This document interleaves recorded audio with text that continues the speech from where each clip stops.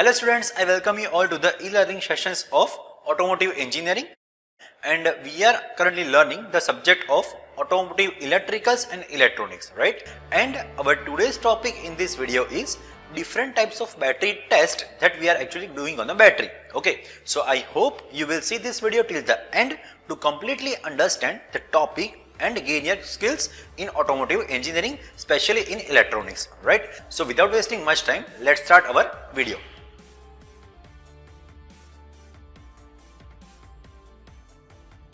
So as an automobile engineer, you will be expected to test the battery for the proper operation and the condition.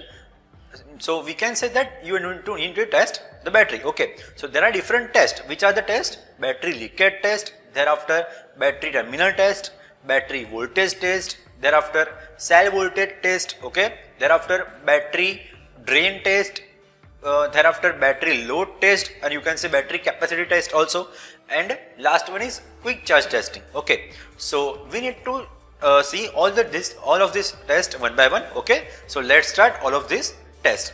So first is battery leakage test. So what is that? So a battery leakage test will determine if current is discharging across the top of the battery. Okay, a dirty battery can discharge when not in use. Okay, so this condition shortens the battery life and it causes the starting problem.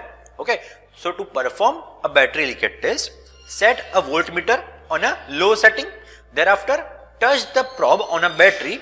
If any current is registered on a voltmeter, the top of the battery needs to be clean.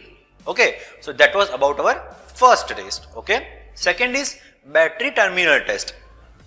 What is that?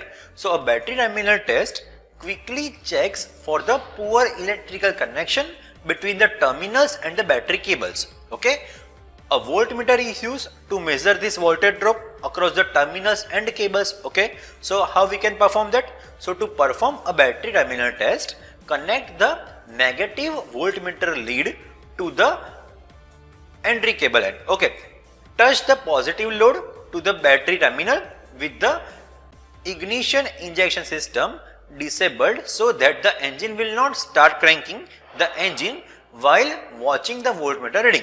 Okay, so if the voltmeter reading is 5 volt or above, there is a high resistance at the battery cable connection. Okay, this indicates the battery connections need to be clean. Okay, so we can say that a good and clean battery will have less than 5 voltage drop. Okay, so voltage drop should be lower than 5 volt. Next is voltage test. So how can we do that? So a battery voltage test, it is done by measuring the total battery voltage with an accurate voltmeter, or you can say special battery tester. Okay, if test determines the general state of charge and battery condition quickly. Okay, so battery voltage test is used on the maintenance free batteries, because these batteries do not have caps and that can be removed for testing with a hydrometer. Okay, so we cannot check directly electrolyte. Okay, so to perform this test, connect the voltmeter or a battery tester across the battery terminals. Fine, turn on the vehicle headlights, or you can say heater, blower or alternator, okay, to provide the normal load. Now read the meter or tester.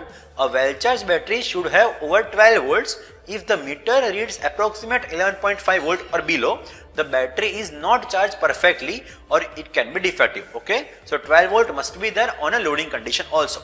Okay, next is cell voltage test. So what is that?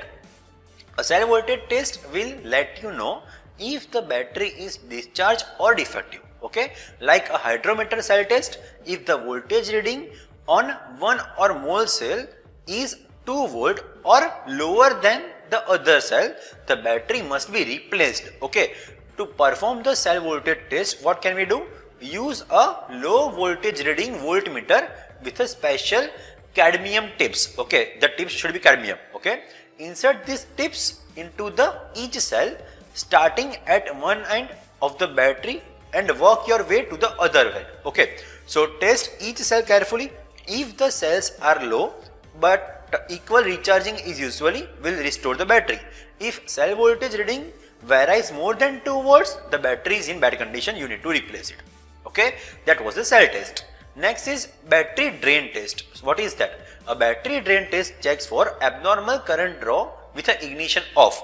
So if a battery goes dead without being used, you need to check for a current drain, okay, current drain. So to perform the battery drain test, set up a ammeter as it is shown here, okay. Pull the fuse if the vehicle has a dash clock, close all the doors and trunk, then read the ammeter. If everything is off, there should be a zero reading, okay. If any reading indicates there is a problem, okay. So to help pinpoint the problem, pull fuses one at a time until there is zero reading on an ammeter. This action will isolate the circuit which is having the problem, okay. So this is the test for the battery or for the current test, okay. Next is battery capacity test. So what is that? A battery load test or capacity test, also termed as a battery capacity test, okay. It is a best method to check the battery condition. The battery load test measures the current output and its performance of the battery under the full loading condition, okay. You can say full current condition, okay. It is one of the most common and informative battery test, okay, which we are using today. So before load testing a battery, you must calculate how much current is drawn should be applied to the battery, okay. If the ampere hour rating of the battery is given, load the battery to the 3 times of that ampere hour rating. For example, we can say that if the battery is rated 60 ampere hour capacity, then test the battery at 180, that means 60 into 3, 180, okay. The majority of the batteries are now rated in a SAE, cold cranking ampere, okay, instead of ampere hours. So to determine the load test for these batteries, divide the cold cranking rating by 2, okay. Suppose battery is given 400 cold cranking ampere rating, then load should be divided by 2, that means it is 200, okay. Now connect the battery load tester as it is given in figure here, okay. Now turn on the current knob until the emitter reads the correct load for your battery. After checking the battery charge and finding the ampere load value, you are ready to test the battery output, okay. So make sure that the tester is connected properly, okay. Now turn the load control knob until the emitter reads the correct load for your battery, okay. Now thereafter hold the load for 15 seconds. Next read the voltmeter while the load is applied.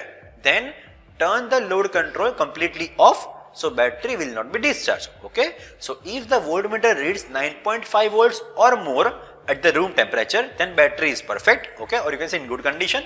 If the battery reads below the 9.5 volt at the room temperature, the performance of the battery is very poor, okay. So this condition indicates the battery is not producing enough current to run the starting motor properly, okay. So self start will not work properly, okay. Now you need to familiarize yourself with the proper operating procedure for the types of tester that you are actually using, okay. Improper operation of the electrical test equipment may result in serious damage to the test equipment or the battery until it is being tested, okay. Next is quick charge testing. So what is that? A quick charge test is also known as 3-minute charge test, okay. It determines if the battery is sulfated. Now if the result of battery load test is poor, fast charge the battery, okay. Now charge the battery for 3 minutes at 30 to 40 ampere. Now test the voltage while charging. If the voltage goes above the 15.5 volt, the battery plates are sulfated higherly and battery needs to be replaced, okay. So this was the quick charge test. Checking the battery conditions, how we can check that? So when measuring the battery charge, you check the condition of the electrolyte, okay, and battery plates. As a battery becomes discharged, the electrolyte has a larger percentage of water because acid is gone, okay. Thus the electrolyte of the discharged battery will have a lower specific gravity number than the fully charged battery, okay. So this rise and drop the specific gravity can be used to check the charge inside the battery, okay. So just check this specific gravity and we can understand in which state the battery is, okay. Now no maintenance, or you can say maintenance free batteries can have the state of charge check with a hydrometer. Okay, if it is not maintenance free battery, you need to check by the hydrometer. It tests the specific gravity of the electrolyte and it is fast and very simple. Okay, so to use a float type hydrometer, squeeze and hold the bulb. Now then immerse the other end of the hydrometer into the electrolyte, then release the bulb. So this action will actually fill out all the hydrometer with the electrolyte. Now hold the hydrometer even with a line of sight and compare the numbers on the hydrometer with the top of the electrolyte. Okay, most float hydrometers are non-temperature correcting. Okay, so forever the new models will have a built-in thermometer also and the conversion chart also that allows you to calculate the correct temperature also with the specific gravity or specific density. So I hope you like this video. Please comment your queries for any doubts and keep learning. Okay, thanks for watching. Stay tuned. Goodbye.